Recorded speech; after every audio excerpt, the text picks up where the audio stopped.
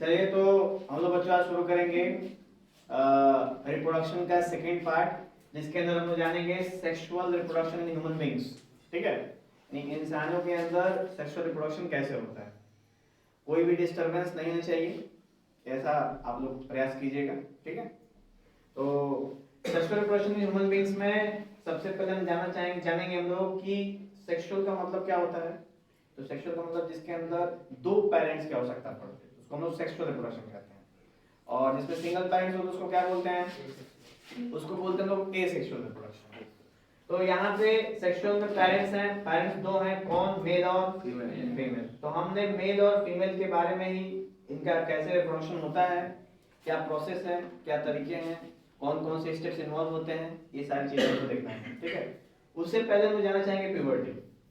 क्यों प्यूबर्टी जानना है? क्योंकि एक चीज है हमेशा कि कोई भी मेल है कोई फीमेल है, उसका एक टाइम पीरियड है जिसके बाद से ही वो रिप्रोडक्शन कर सकता है, कर सकती है। ऐसा नहीं है कि कोई लड़का पैदा होता है रिप्रोडक्शन कर दे, नहीं कर सकता। सबका एक तरीका, एक अवस्था बनी हुई है। ठीक है, अभी गौर करोगे तो प्यूबर्टी है, ये एक ऐसा एज है, it is the maturity age from which the male और female are capable of having reproduction. यानी वो उनको क्षमता हो जाती है कि वो रिप्रोडक्टिव जीवन को स्टार्टिंग कर सकते हैं, रिप्रोडक्टिव लाइफ को स्टार्ट कर सकते हैं। ठीक है, जिसमें प्यूबर्टी में हम प्यूबर्टी को दो पार्ट में क्लासिफाई कर सकते हैं, एक प्राइमरी में और एक सेकेंडरी में। तो एक प्यूबर्टी से पहले और एक प्यूबर्टी के बाद। तो प्यूबर्टी से पहले जब कोई भी चाइल्ड पैदा होता है तो उस चाइल्ड को कैसे आइडेंटिफाई करते हैं कि मेल है कि फीमेल। तो उसको आइडेंटिफाई करने के लिए हमारे पास है प्राइमरी सेक्सुअल कैरेक्टर्स। तो प्राइमरी सेक्सुअल कैरेक्टर्स क्या है? तो वो है प्राइमरी सेक्सुअल कैरेक्टर्स में कि सबसे आप प्राइमरी सेक्सुअल कैरेक्टर्स में याद रखो तो जो गर्ल चाइल्ड होगा उसमें वेजाइना होगा और जो बॉय चाइल्ड होगा उसमें पेनिस होगा। ये प्राइमरी सेक्सुअल कैरेक्टरिस्टिक्स है।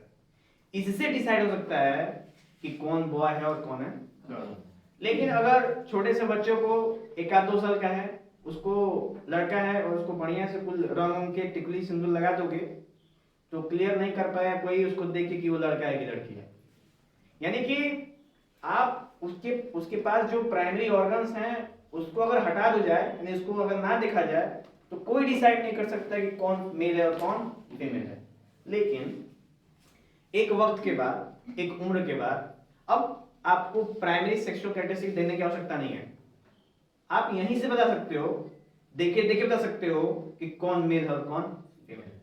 तो ये जो कैरेक्टरिस्टिक्स स्टार्ट होते हैं जिससे आप आइडेंटिफाई कर पा रहे हो उसको बोलते हैं बेटा सेकेंडरी सेक्सुअल कैरेक्टरिस्टिक्स।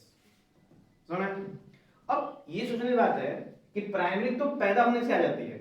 जब हम पैदा होते हैं ना तभी हमारे पास प्राइमरी सेक्सुअल कैरेक्टर्स आ जाते हैं, सबके पास, चाहे मेल हो चाहे फीमेल हो। सेकेंडरी कब से स्टार्ट होता है? तो सेकेंडरी स्टार्ट होता है लगभग 12 से 14 साल से, यानी लगभग 12 to 14 ईयर, जिसको बोलते हैं हम लोग एडोलसेंट पीरियड। क्या बोलते हैं इसको? Adolescent period. इस एडोलसेंट पीरियड में होता यूं है कि जो मेल है वो उसके अंदर स्पर्म्स का प्रोडक्शन शुरू हो जाता है। ठीक है, अब जब स्पर्म प्रोडक्शन शुरू हो जाता है और फीमेल के अंदर एग्स का प्रोडक्शन शुरू हो जाता है। ठीक है, तो मेल के अंदर किसका प्रोडक्शन शुरू हो जाता है? स्पर्म्स का। जो मेल का क्या है? गैमेट है। और फीमेल का किसका प्रोडक्शन शुरू होता है? एग का। जो फीमेल का क्या है? गैमेट है। यानी ये चीज शुरू हो जाती है और यहीं से ये अपने सेकेंडरी सेक्सुअल कैरेक्टरिस्टिक्स से स्टार्टिंग कर लेते हैं। एक बात है मेन सेंस कि जब इनके शरीर में ये प्रोडक्शन शुरू होता है स्पर्म और एग स्पेसिफिक बॉडी में, वहीं से उनके अंदर सेकेंडरी सेक्सुअल कैरेक्टर स्टार्ट होता है। जनरली कैसे? तो जब ही लगभग 12 साल से स्टार्ट हो जाता है फीमेल्स में और 14 साल से स्टार्ट होता है मेल्स में अप्रोक्सीमेटली। तो जब ऐसा शुरू होता है यानी उनके अंदर एग्स प्रोड्यूस होना और स्पर्म प्रोड्यूस होना शुरू होता है, तब उनके अंदर केवल इंटरनल नहीं, physical, mental and emotional changing भी आती है। अब वो क्या है फिजिकल, मेंटल और इमोशनल चेंज? फिजिकल, सबसे पहले फिजिकल चर्चा करते हैं। तो फिजिकल में क्या होता है? बॉडी में अब धीरे धीरे आपको परिवर्तन निकल रहे हैं। जो फीमेल बॉडी है उसका जो ब्रेस्ट वाला पार्ट है और हिप्स वाला पार्ट है उसके अंदर ग्रोथ होना शुरू हो जाएगा, धीरे धीरे फिजिकल विजिबिलिटी शुरू हो जाएगी। That is a female, that is a male. Male में फिजिकल क्या दिखेगा, दाढ़ी आने लगेगी, मूंछ आने लगेगी, ये चीज दिखना शुरू हो जाएगा। और चेस्ट जो होता है वो चौड़ा होने लगेगा। चेस्ट लाइक जैसे जिम करते हैं तो चेस्ट निकलता है ना, और जैसे कि मसल्स बॉडी कैसे होने लगेगी, मस्कुलर होती जाती है। क्यों?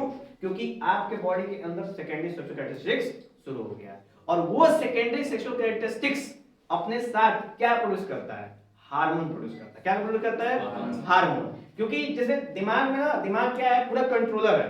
तो जो ही 12 साल उम्र होती है तो गर्ल्स के दिमाग में जो ऊपर बैठा है यहाँ पे, वो तुरंत नीचे इंफॉर्मेशन देता है किसको, ओवरी को, यानी एग को, जहां से एग प्रोड्यूस होता है। वहां इंफॉर्मेशन देता है कि अब मैंने मशीन चालू करो ताकि एग प्रोड्यूस शुरू हो।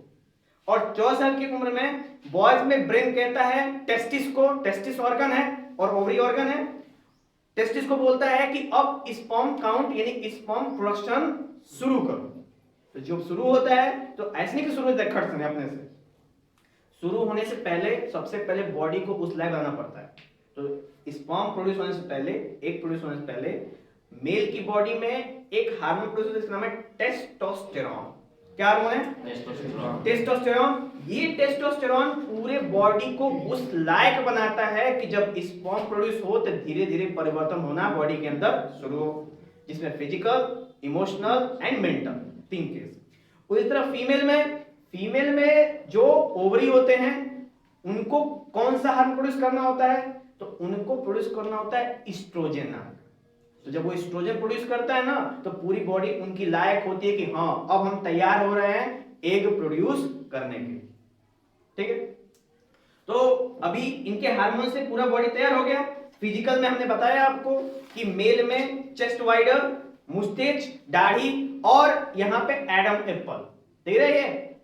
ये एडम एप्पल की वजह से आवाज फटेबाज की तरह हो जाती है, ठीक है, मेल्स के अंदर। और फीमेल्स में क्या है कि ये आवाज और पतली हो जाती है और चैं चैं होती है। चैं चैं का मतलब अगर कुछ बोल दे कान के पर्दे फट जाए, ठीक है, इस टाइप की चीजें। और ये चीजें हमको बहुत ज्यादा विजिबल आपको अपने सोसाइटी में देखने को मिलेगी। तो ये कौन सा चेंज है, ये हमारे बॉडी में बायोलॉजिकल चेंज है, यानी बायोलॉजी के हिसाब से चीज परिवर्तन हो रही है कि नहीं। ये था बेटा हम लोग का फिजिकल वाला। अच्छा, मेंटल। तो मेंटल चेंज है कि दिमाग के अंदर अब थिंकिंग पावर बढ़ जाती है। जब सेकेंडरी सेक्सुअल कैरेक्टर स्टार्ट होता है ना तो उससे पहले बच्चे बैकी बातें करते हैं, बैकी करते हैं, ऐसी बातें करते हैं जो चीज सोचने योग्य होती है। जैसे छोटे बच्चे होंगे, कहेंगे हम प्रधानमंत्री बनेंगे,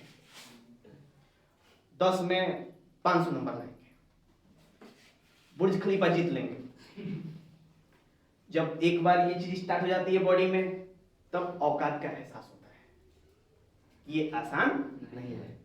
तब उनके अंदर थिंकिंग आती है कि फलाना लड़ रहे हैं, ये अच्छी चीज नहीं है, क्योंकि लड़ने से इनके बीच में जो प्रेम व्यवहार है वो खत्म हो जाएगा। ये कैसी थिंकिंग है, रीजनिंग थिंकिंग। कैसी थिंकिंग, यानी आप अब किन्हीं के बीच में कोई किसी के बीच में आप सोचना शुरू कर दोगे, आपके अंदर ऐसी स्टेबिलिटी आ जाएगी। कोई चीज सोचोगे तो दिमाग में फोटो बनना शुरू हो जाएगा, इमेज बनेगा उसका, वीडियो बनेगा उसका। ये था मेंटल, ठीक। और बिग मेंटल में सेकेंडरी सेक्सुअल की वजह से ब्रेन पावर बढ़ जाती है। तो इस यही टाइम कहते हैं लोग कि भैया 9, 10, 11, 12 ही बहुत क्रिटिकल समय है।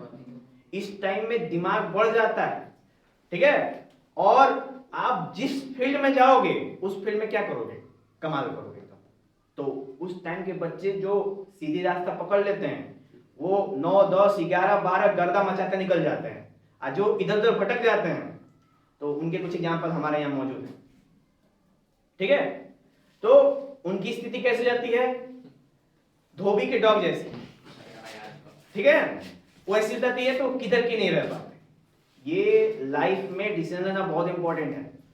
और उस समय जब लड़कों को समझाया जाता है, लड़कियों को समझाया जाता है कि नहीं ये नहीं करना है, क्या जान रहे हो तुम, फायर समझे हो, फ्लावर समझे हो, फायर है, इस टाइप का चीज होता है ना, अभी भी हो रहा होगा। अभी 9 पर 10th में तो हैं आप, ठीक है, ज़्यादा समय नहीं हुआ है। तो ये हो गया मेंटल वाला। अब आता है मेन चीज आप लोग काम की, emotional. There is attraction between boys and girls, यानी कि अपोजिट जेंडर के प्रति आपके मन में अट्रैक्शन जन्म लेगी। अब आप ख्वाबों ख्यालों में उनको सोचने लगोगे, ठीक है, कि कब भेंट हो जाता। उसकी एक मुस्कान के लिए आप रात दिन कहीं भी खड़े हो सकते हो, है कि नहीं आर्यन? इन सब चीजों से गुजर के और एक अलग ही अनुभूति होती है उनको। एक बार इसमें आज दिन बन गई। हाँ, तो इस बात पे हमारे पास एक शेर अर्ज किया है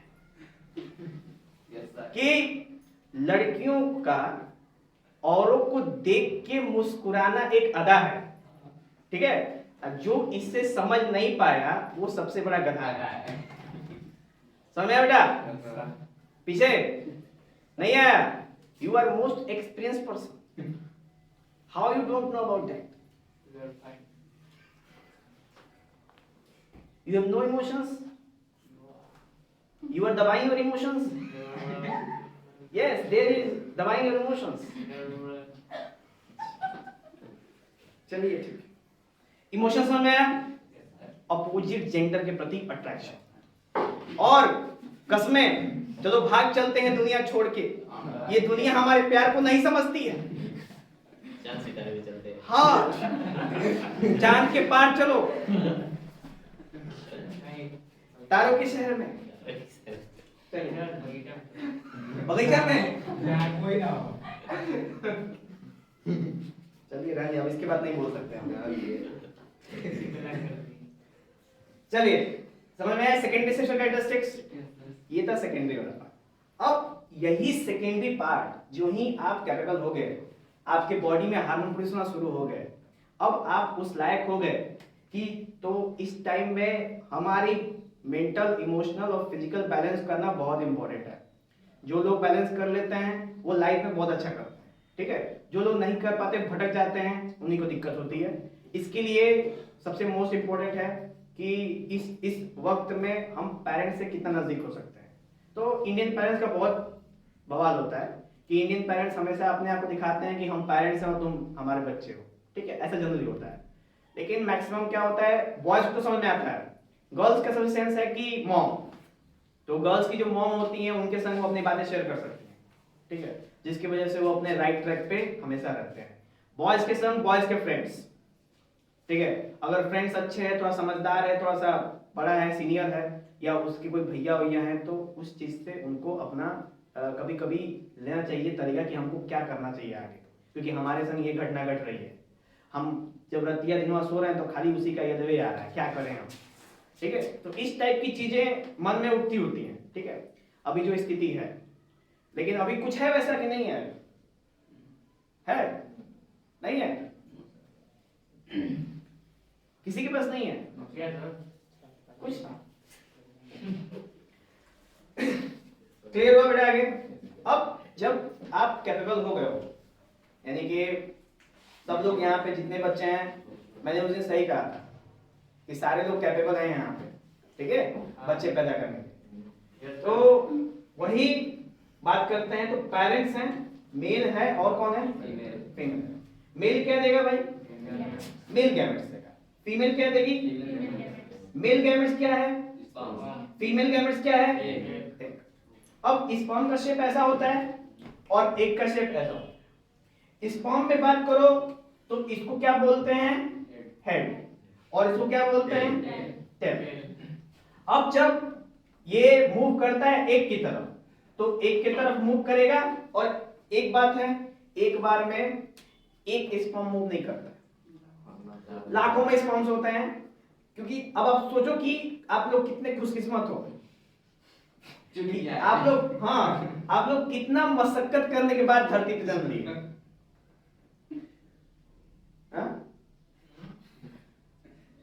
कोई बोला क्या? कुछ नहीं है कि नहीं नाजिर? कितना कंपटीशन था वहां पे? लाखों थे वहां पे, उन लाखों में से आप जीते, तो कंपटीशन कितना टफ था, फिर भी आप जीते, इस चीज की खुशी मनानी चाहिए आपको। हाँ, तो अभी देखो ये स्पर्म्स गए, तो यहां से कितने स्पर्म्स जाते हैं? लाखों इसको टच भी कर देते हैं, लेकिन फ्यूज बस एक से होता है, बाकी सबका क्या होता है? मर जाते हैं। हाँ, तो देखो जब यहां से गए एक बार, अभी यहाँ पे अगर 10 तो स्पर्म्स लगे हुए हैं, तो कौन अभी इसमें अंदर जाके इसको फ्यूज कर देगा?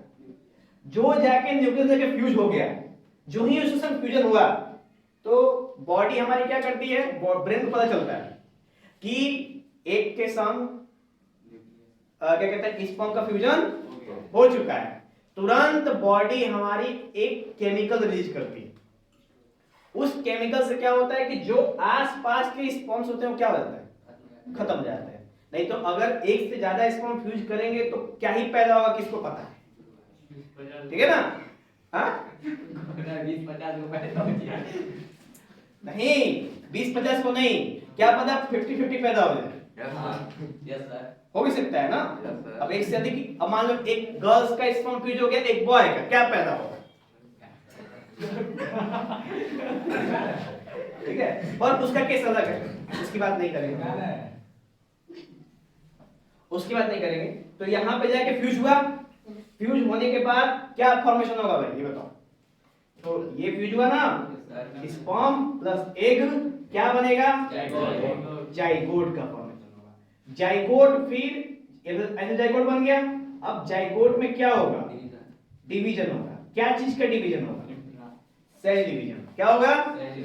सेल डिवीजन करके जाइगोट से क्या बनाएगा? तो जाइगोट जैसे क्या होता है ना कि एक टैबलेट आता है, क्या नाम है उसका?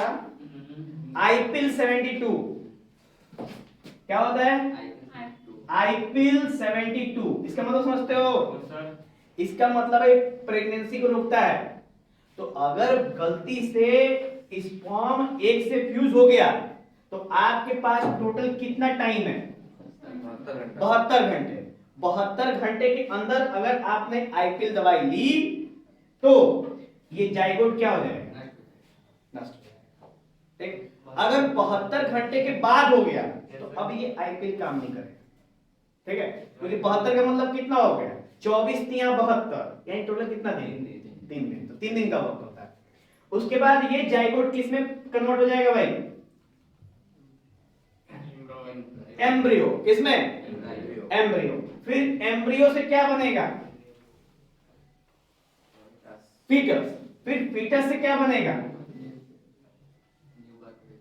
Newborn baby. और इस टाइम साइकिल में कितने समय लगते हैं? 9 महीने।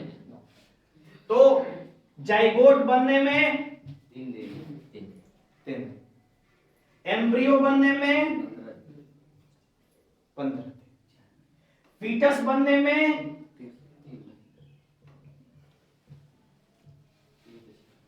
ये फीटस का ही समय लगता है। और उसके बाद समय साइकिल। ठीक है, तो जाइगोट बनने में कितने दिन लगते हैं? 3 दिन में, 3 दिन के बाद ही जाइगोट का फॉर्मेशन। ओके, अच्छा, अब ये जाइगोट बन गया, जाइगोट में एम्ब्रियो बना, फीटस बना, न्यूबॉर्न बेबी बना। ये प्रक्रिया सारी कहां चलती? तो ये सारी की सारी प्रक्रिया मदर बॉडी में चलती है, फीमेल बॉडी।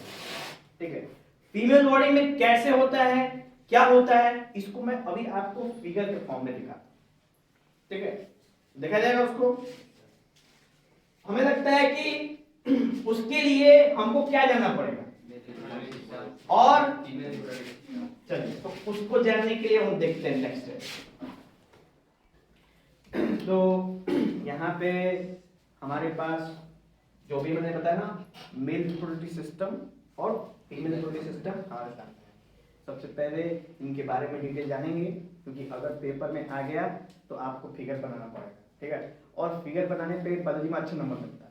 तो जरूरी नहीं है कि रिप्रोडक्टिव सिस्टम की बात कर रहा हूँ, हार्ट, किडनी, डाइजेस्टिव सिस्टम और उसके बाद सर्कुलेटरी सिस्टम, उसके बाद आपका रेस्पिरेटरी सिस्टम, ये सब सिस्टम भी इम्पोर्टेंट है। इन सब के सिस्टम के अगर फिगर आपके दिमाग में रहेंगे, पेपर आएगा, भले ही फिगर नहीं बोलेगा, आप फिगर बना दोगे, आपको मतलब एक्स्ट्रा नंबर तो मिलेगा ही मिलेगा। तो फिर कहोगे कि फिगर नहीं दिया तो क्यों बनाया, है कि नहीं? तो सिंपल होता है कि हम खाना खाते हैं ना, तो सबसे पहले बढ़िया से सजाते हैं उसको, उसके बाद तो खाते हैं। मान लो कोई घर वाला है, उसको ऐसे ऐसे उड़ेल दिया, दाल वाला, चावल, ये सब्जी है, ये रोटी है, पापड़ लपेट दिया, और ये बुनिया फेंक दिया, दही चाट दिया उसे, ऐसे हिड़ दिया। खाओ, खा लोगे? बस यही चीज है। तो एग्जाम में जब आपसे क्वेश्चन पूछा जाए तो बढ़िया से जब आप रिप्रेजेंट करोगे तो नंबर आपको बढ़िया मिलता है। राइटिंग भी थोड़ी अच्छी होनी चाहिए आप लोग। राइटिंग करने का सेंस है कि ये नहीं कि बहुत पढ़े लिखना है, बस इतना हो कि सामने वाला पढ़ ले कि क्या तुम लिखे हो, बिना आंखों पे जोर डाले हो, वरना उसको मायोपिया हो गया तो पैसा तुमसे लेगा। ठीक है, समझ ना जी? आप ही को बताता हूँ। और उसके बगल में बैठा तुम्हारा दोस्त, और हम क्या बोले रवि, बढ़िया लिखती, कुछ लिखती ही नहीं है, पढ़ेगा क्या कोई? तो वीडियो सही नहीं बन रहे हैं, बन रहा है, खाली एक मिनट है, बहुत जूम आ जाएगा। थोड़ा सा कम कर दीजिए इसको। नहीं, थोड़ा उसको वीडियो हो जाएगा।